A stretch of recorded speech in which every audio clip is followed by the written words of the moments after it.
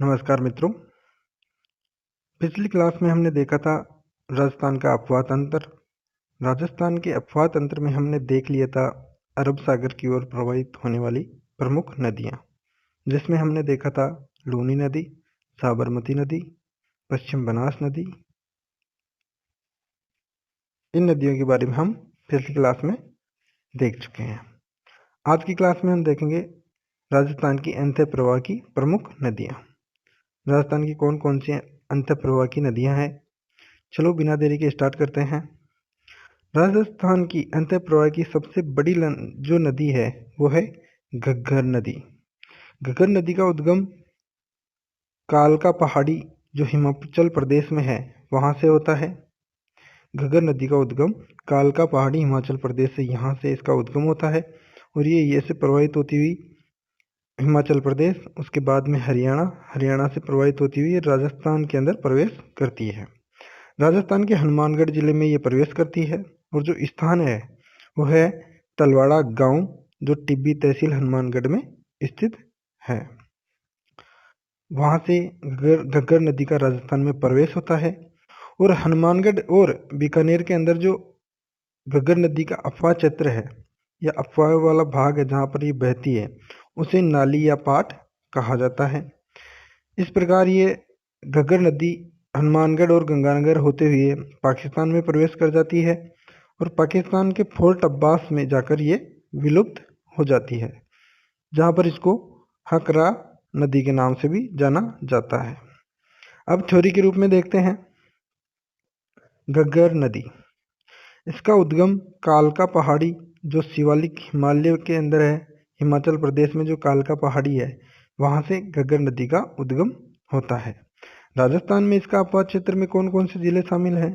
तो राजस्थान में इसके अपवाह क्षेत्र में गंगानगर और हनुमानगढ़ जिले शामिल हैं। घग्गर नदी की कौन कौन सी विशेषताएं हैं? तो पहली विशेषता है इसको सरस्वती, इसका जो प्राचीन नाम है घग्गर नदी का उसको सरस्वती नाम है, उसको सरस्वती नदी भी कहा जाता था। दूसरा, इसको मृत नदी भी कहा जाता है, इसको नट नदी भी कहा जाता है और इसको दृश्यद्वती नदी भी कहा जाता है। ये इसके उपनाम है। घग्गर के अफवाह क्षेत्र को अलग अलग क्षेत्र में अलग अलग नामों से जाना जाता है। जो घग्गर नदी का अफवाह क्षेत्र है उसको अलग अलग स्थान पर अलग अलग नामों से जाना जाता है। अब देखते हैं अफवाह क्षेत्र घग्गर नदी का। तो घग्गर नदी का अफवाह क्षेत्र है वो राजस्थान में हनुमानगढ़ में जो अफवाह क्षेत्र है उसको नाली या पाट कहा जाता है, जबकि पाकिस्तान में हकरा के नाम से भी इसको जाना जाता है। नोट, नाली अफवाह क्षेत्र के पास पाई जाने वाली भेड़ की जो नस्ल है उसको भी नाली नस्ल कहा जाता है। तो एक क्वेश्चन ये बन गया कि नाली किसकी नस्ल है या नाली किस पशु की नस्ल है? तो ये भेड़ की एक नस्ल है जो कि हनुमानगढ़ और गंगानगर में पाई जाती है। हिमालय से राजस्थान में आने वाली एकमात्र नदी है, कौन सी नदी है? हमारी घग्गर नदी हिमालय से आने वाली एकमात्र हिमालय से आने वाली नदी जो राजस्थान में प्रवेश करती है, राजस्थान में प्रवाहित होती है, वो घग्गर नदी है। श्री राम वाड्रे और हनुमंता राय को सरस्वती नदी का प्राचीन मार्ग खोजने के लिए नियुक्त किया गया था। जो सरस्वती नदी प्राचीन सरस्वती नदी थी उसको उसके प्राचीन मार्ग को खोजने के लिए दो व्यक्तियों को नियुक्त किया गया था। एक तो राम वाड्रे और दूसरे थे हनुमंता राय जी। इन दोनों को सरस्वती नदी का प्राचीन मार्ग खोजने के लिए नियुक्त किया गया था। अब जल पट्टी क्या है? तो जल पट्टी जैसलमेर में सरस्वती नदी का भूगर्भिक जलीय अवशेष जो पोखरण से मोहनगढ़ के मध्य स्थित है। जल पट्टी जैसलमेर में स्थित है और जैसलमेर में भी कहाँ पर जो प्राचीन सरस्वती नदी बहती थी वो जैसलमेर से होती हुई बहती थी। तो जैसलमेर के अंदर सरस्वती नदी का जो भूगर्भिक जलीय अवशेष मिला है जो पोखरण से हनुमानगढ़ के मध्य पाया गया है उसको जल पट्टी के नाम से भी जाना जाता है, जहाँ पर वर्तमान में भी जल की उपलब्धता रहती है। भारत की सबसे लंबी अंतः प्रवाही नदी घग्गर है। जो हमारी घग्गर नदी है अंतः प्रवाह की नदी, ये भारत की सबसे लंबी अंतः प्रवाह की नदी है। आगे देखते हैं फोर्ट अब्बास। तो पाकिस्तान में घग्गर नदी का जो अंतिम बिंदु है वो फोर्ट अब्बास नामक स्थान है, जहाँ घग्गर नदी में अधिक पानी या बाढ़ आने से पहुंचता है। अगर घग्गर नदी में अधिक पानी की उपलब्धता हो गई या बाढ़ आ गई, वो उसका पानी कहाँ तक पहुंच जाता है, तो उसका पानी पाकिस्तान के फोर्ट अब्बास नामक स्थान पर पहुंच जाता है। आगे देखते हैं, हमारी दूसरी आ जाती है अंतर्प्रवाह की नदी, वो है कातली या काटली नदी। इसका उद्गम कहाँ से होता है, तो खंडेला पहाड़ी सिक्कर से इसका उद्गम होता है। इसका अपवाह क्षेत्र 2 जिलों में पाया जाता है। कौन कौन से जिलों में, सिक्कर और झुंझुनू जिले में कातली नदी का अपवाह क्षेत्र पाया जाता है। नोट, कातली नदी के अपवाह क्षेत्र को तोरावाटी नाम से जाना जाता है, जिसका विस्तार सिक्कर और झुंझुनू में है। जो कातली नदी का अपवाह क्षेत्र है उसका एक उपनाम है, उसको तोरावाटी भी कहा जाता है। जहाँ जहाँ पर कातली नदी बहेगी उसको, उस स्थान को या उस अपवाह क्षेत्र को तोरावाटी नाम से भी जाना जाता है। कातली राजस्थान में सबसे लंबी अंतःप्रवाही नदी है। मतलब राजस्थान के अंदर, मतलब राजस्थान की नदी जो सबसे लंबी अंतःप्रवाही की नदी है, वो घग्गर नदी तो आ गई पूरे भारत की, लेकिन राजस्थान की नदी है और राजस्थान में ही सबसे लंबी है। वो कौन सी नदी है, तो वो हमारी कातली नदी है, जिसकी लंबाई राजस्थान में 100 किलोमीटर है। कहीं कंफ्यूज नहीं हो जाना कि राजस्थान की सबसे लंबी या सबसे लंबी अंतःप्रवाह की नदी कौन सी है। तो यहाँ देखना है कि राजस्थान में और अंतःप्रवाह की नदी मुख्य तौर पे पहुँच ले कि अंतःप्रवाह की सबसे लंबी नदी कौन सी है, तो वो आ जाएगी घग्गर नदी। और ये पूछ ले कि राजस्थान में सबसे लंबी अंतःप्रवाह की नदी कौन सी है, तो फिर करना है अपने को कातली नदी, जिसकी लंबाई 100 किलोमीटर है और जिसका अपवाह क्षेत्र सिक्कर और झुंझुनू में पाया जाता है। इसके अपवाह क्षेत्र को तोरावाटी नाम से भी जाना जाता है। अब मैप के आधार पर समझने का प्रयास करते हैं। यह आ गया अपने कातली नदी, जो कि झुंझुनू और सिक्कर में बहती है। ये यहाँ से इसका उद्गम होता है खंडेला पहाड़ी सिक्कर से, और सिक्कर से बहती हुई ये झुंझुनू की तरफ जाकर विलुप्त हो जाती है। कातली नदी के तट पर या कातली नदी के ऊपर 2 सभ्यताओं का विकास हुआ था प्राचीन काल में। एक थी सुनाड़ी सभ्यता जो कि खेतड़ी में है, और दूसरी थी गणेश्वर सभ्यता जो नीम का थाना सिक्कर में थी। ये दोनों सभ्यताओं का जो जन्म हुआ था मान लो, या फिर जहाँ पर ये विकसित हुई थी, तो ये कातली नदी के किनारे पर विकसित हुई थी।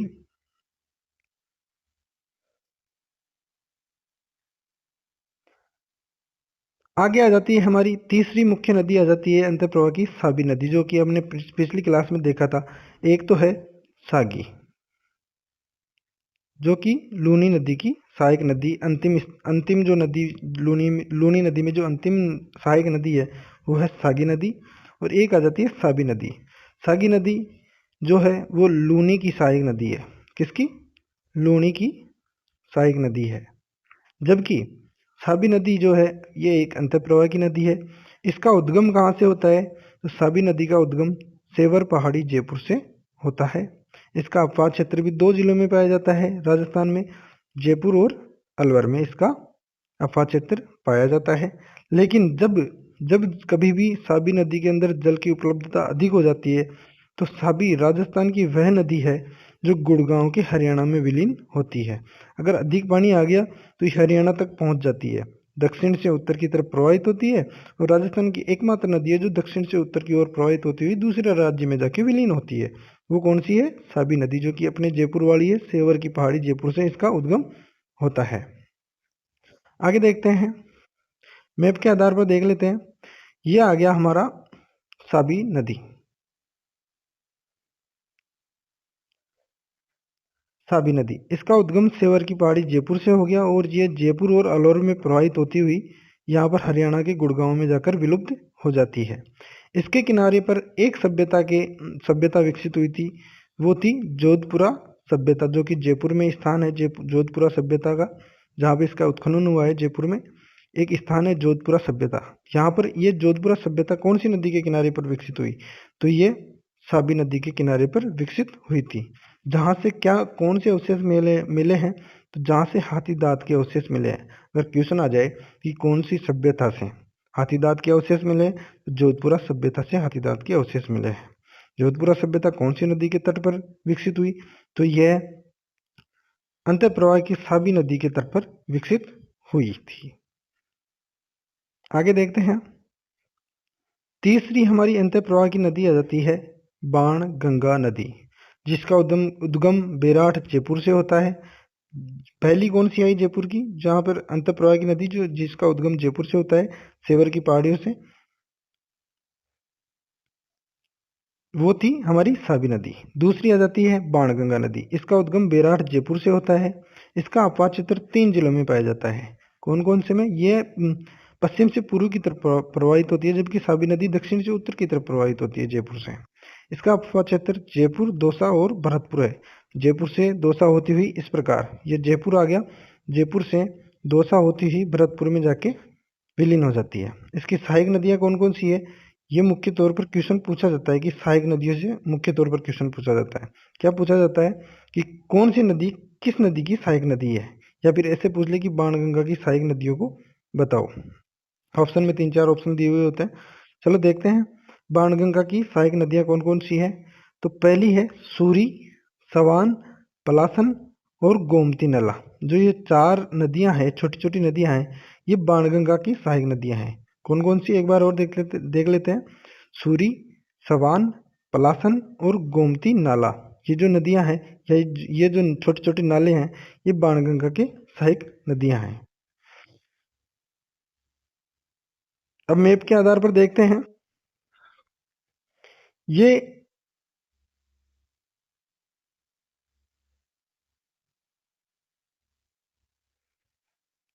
मैप के आधार पर देखते हैं। ये आ गया हमारे बाणगंगा नदी। बाणगंगा नदी का उद्गम कहाँ से होता है? तो जयपुर बेराट से इसका उद्गम, ये यहाँ से इसका उद्गम होता है। रामगढ़ बांध कौन सी नदी पर बनाया गया है? तो ये रामगढ़ बांध भी बाणगंगा नदी के तट पर बनाया गया है। इस यहाँ से प्रवाहित होती हुई ये भरतपुर में विलीन हो जाती है।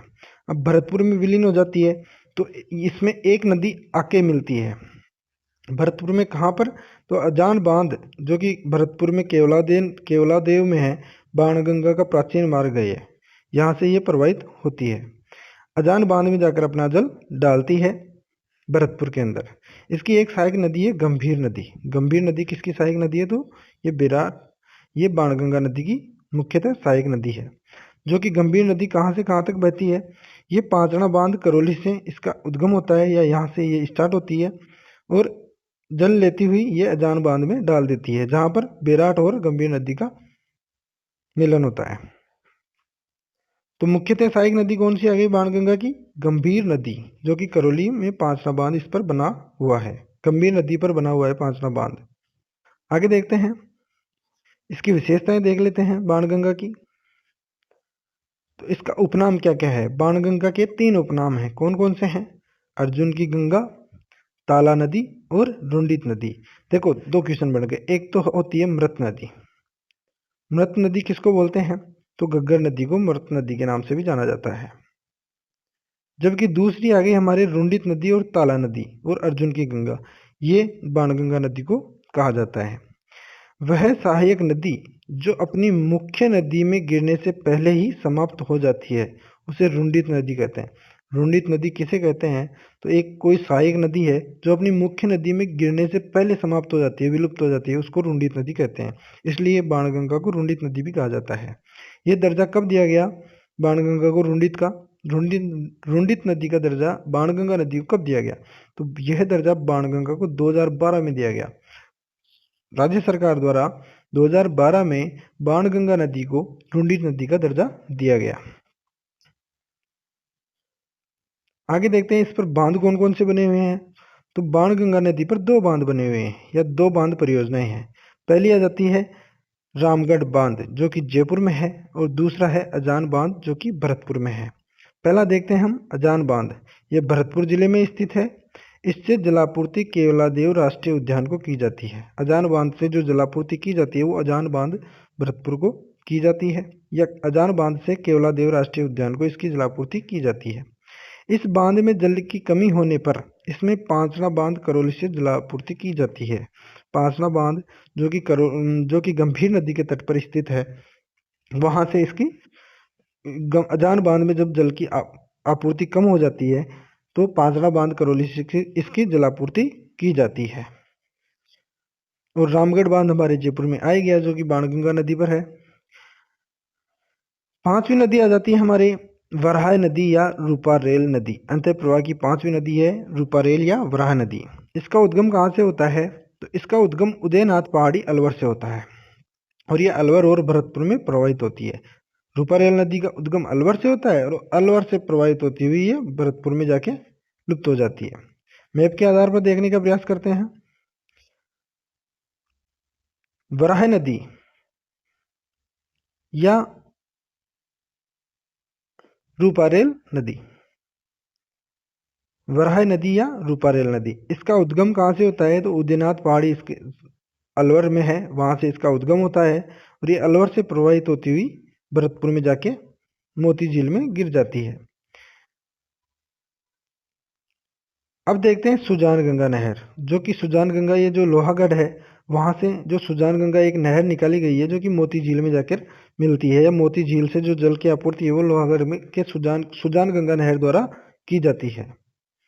अब डिटेल में देखते हैं, थ्योरी के रूप में समझने का प्रयास करते हैं। मोती झील जो कि भरतपुर में है, यह भरतपुर में स्थित मीठे पानी की झील है जिसके द्वारा सिंचाई के लिए जलापूर्ति की जाती है। इस कारण से इसे भरतपुर जिले की जीवन रेखा कहा जाता है। भरतपुर जिले की जीवन रेखा मोती झील को कहा जाता है और जिसमें जल की आपूर्ति जो है वो वराह नदी या रूपारेल नदी द्वारा की जाती है। अब दूसरी आ गई सुजान गंगा। यह एक चैनल है जो मोती झील व लोहागढ़ को जोड़ता है।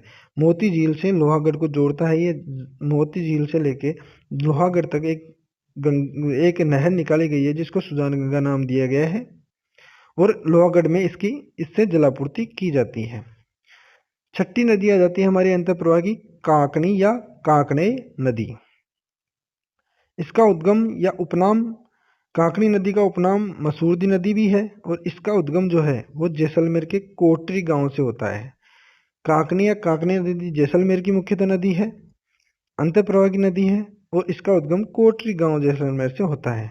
इसका आपात क्षेत्र भी एक ही जिले में है, जैसलमेर में। मैप के आधार पर देखते हैं। काकनी नदी का उद्गम हो गया जैसलमेर में कोटरी गांव से। यहाँ से ये प्रवाहित होती हुई इधर पूर्व की तरफ, दक्षिण पूर्व की तरफ बुझ झील जैसलमेर में आके गिर जाती है या विलुप्त हो जाती है। अब बुझ झील क्या है?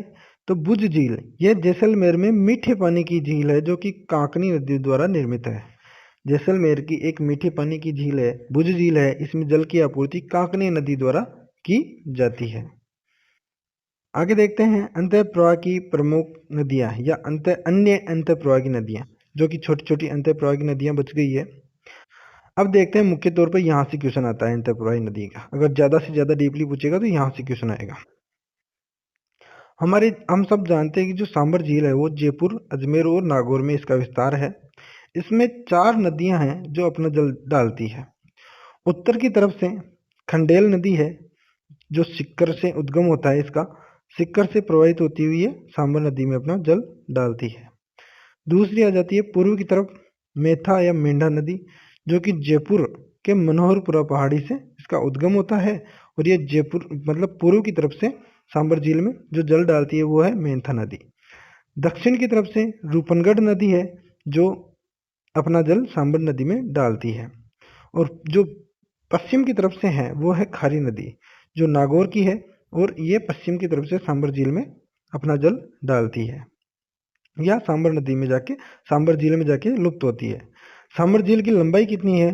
सांबर झील की लंबाई, टोटल लंबाई है 36 किलोमीटर पूर्व से पश्चिम की तरफ। इसकी लंबाई कितनी है सांबर झील की? 36 किलोमीटर है। आगे हम थ्योरी के रूप में समझने का प्रयास करते हैं। सांबर में सर्वाधिक नमक लाने वाली नदी जो पूर्व की तरफ से सांबर झील में विलीन होती है या जल लेके आती है, वो सर्वाधिक नमक लेके आती है किसमें? सांबर झील में। तो सर्वाधिक नमक लाने वाली नदी कौन सी हो गई सांबर झील में? मेंथा नदी। दूसरा आ जाता है हमारे सांबर अभिकेंद्रीय नदी प्रतिरूप का उदाहरण है। सांबर जो झील है या वो कैसी नदी का अपवाह प्रतिरूप है? तो वो अभिकेंद्रीय नदी प्रतिरूप का उदाहरण है। अभिकेंद्रीय नदी प्रतिरूप अर्थात नदियां चारों ओर से आकर एक स्थान पर जल डालती है जो कि सांबर झील में डालती है। इसलिए इसको अभिकेंद्रीय नदी प्रतिरूप का उदाहरण दिया गया है। अभिकेंद्रीय नदी प्रतिरूप बनाती है। दूसरा आ जाता है हमारे बालसन। बालसन किसे कहते हैं? तो पर्वतों में घिरे हुए जल बेसिन या नदी बेसिन को बालसन कहा जाता है। इसका उदाहरण है सांभर। सांभर के चारों तरफ पर्वत पाए जाते हैं और इसके बीच में एक झील है, उसको ऐसी झीलों को बालसन कहा जाता है। देखो, पर्वतों में घिरे हुए जल बेसिन या नदी बेसिन को ही बालसन कहा जाता है। ठीक है, आगे देखते हैं। बालसन समझ लेना, बालसन मतलब पर्वतों के बीच में कोई स्थान है जहां पर जल उपलब्ध रहता है, उसको बालसन कहा जाता है। इसका उदाहरण सांभर झील है। आगे देखते हैं बंगाल की खाड़ी की नदियां। तो बंगाल की खाड़ी की नदियां, ये टॉपिक, ये क्लास हम आगे की क्लास में देखेंगे। राजस्थान की बंगाल की खाड़ी की तरफ जल लेकर जाने वाली प्रमुख नदियां। आज की क्लास के लिए इतना ही काफ़ी। अगर क्लास अच्छी लगी हो और कंटेंट पसंद आया हो तो क्लास को लाइक, शेयर और सब्सक्राइब जरूर करें। फिर मिलते हैं अगली क्लास में उसी जोश और जुनून के साथ। थैंक यू, धन्यवाद।